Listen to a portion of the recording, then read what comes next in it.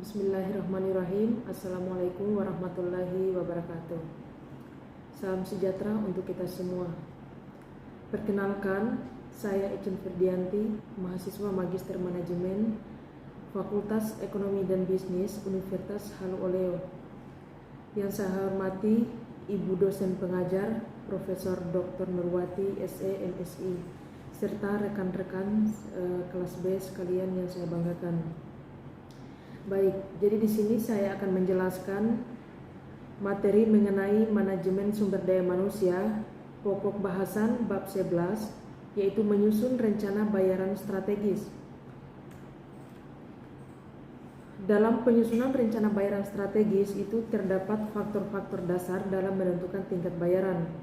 Pertama itu adalah menyerahkan total imbalan dengan strategi. Rencana kompensasi harus mengedepankan tujuan strategi perusahaan. Terlebih dahulu, manajemen harus membuat strategi imbalan setujuan.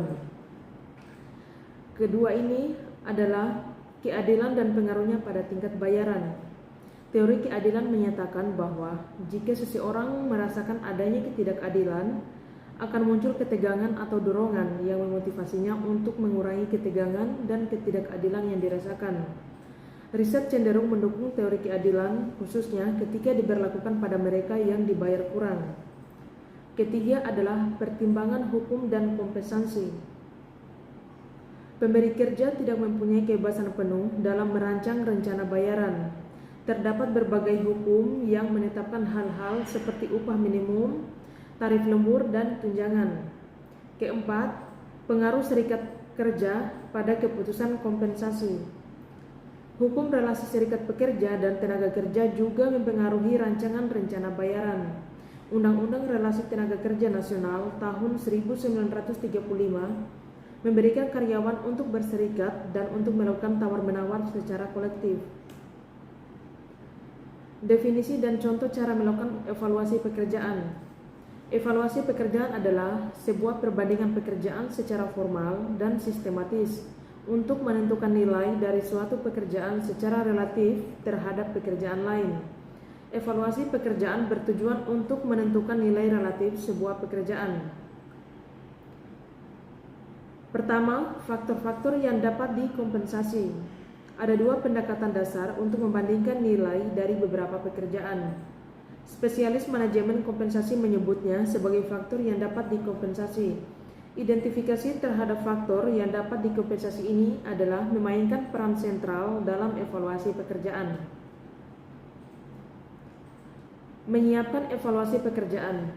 Evaluasi pekerjaan adalah sebuah proses yang melibatkan penilaian dan menuntut pekerja sama yang dekat antara penyelia, spesialis sumber daya manusia, serta karyawan dan perwakilan serikat pekerja.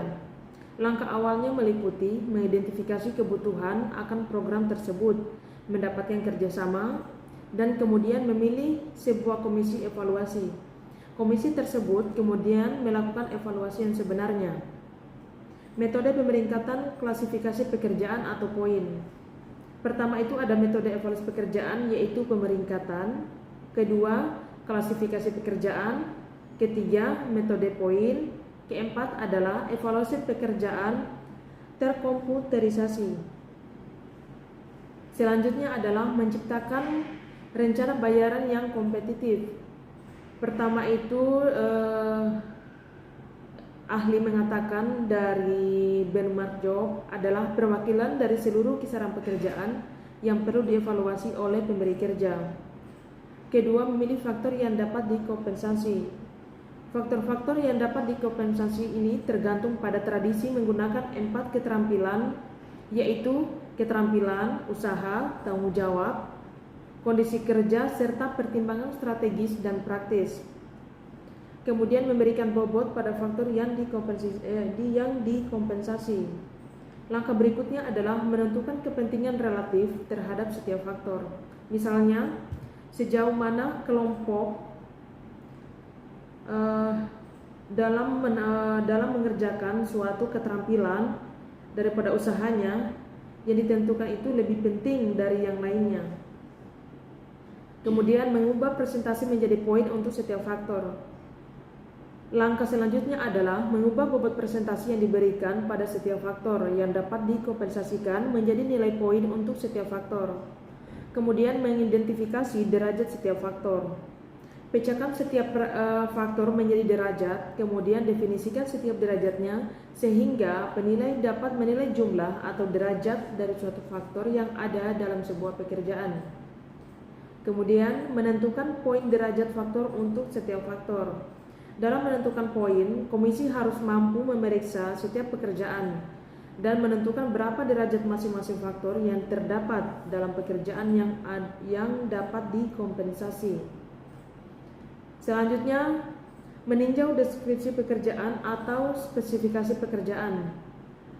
Tim yang melakukan evaluasi pekerjaan biasanya terlebih dahulu meninjau deskripsi pekerjaan dan spesifikasi dari masing-masing pekerjaan. Selanjutnya, mengevaluasi pekerjaan. Dalam mengevaluasi pekerjaan ini terdapat beberapa hal yang harus kita ketahui dan ini penting bagi karyawan ataupun penyelia. Pertama adalah rencana bayaran kompetitif pasar. Kedua, kurva upah. Ketiga, menggambar kurva upah sekarang atau secara internal. Keempat, melakukan analisis pasar atau survei gaji. Kelima, menggambar kurva upah pasar secara eksternal. Keenam, membandingkan dan menyesuaikan tingkat upah sekarang dan pasar untuk pekerjaan. Ketujuh, mengembangkan grade bayaran. Kedelapan, menetapkan kisaran tingkat bayaran. Kesembilan, menangani pekerjaan yang tersisa. Kesepuluh, mengoreksi tingkat bayaran yang luar garis. Selanjutnya adalah menetapkan harga pekerjaan manajerial dan profesional. Pertama ada mengompensasi eksekutif dan manajer. Kompensasi untuk seorang eksekutif puncak perusahaan biasanya terdiri atas beberapa elemen utama. Pertama, bayaran dasar, kemudian insentif jangka pendek, kemudian insentif jangka panjang, dan selanjutnya ada tunjangan dan fasilitas eksekutif. Kedua, mengompensasi karyawan profesional. Dalam mengompensasi karyawan profesional, pemberi kerja terlebih dahulu harus memastikan bahwa setiap karyawan yang sebenarnya adalah seorang profesional berdasarkan hukum. Selanjutnya, perbedaan antara rencana payment berdasarkan atau berbasis kompetensi dan tradisional. Berbasis kompetensi keterampilan dan pengetahuan umum, karyawan menerima bayaran atas kemampuan dan pengetahuan yang dimilikinya dan bukan berdasarkan tanggung jawab atau jawaban pekerjaan yang dipegang. Para pemberi kerja membayar pekerja berdasarkan tingkat keterampilan yang dimiliki. Kompetensi sendiri adalah karakteristik pribadi yang dapat didemonstrasikan seperti pengetahuan, keterampilan, dan perilaku pribadi seperti kepemimpinan.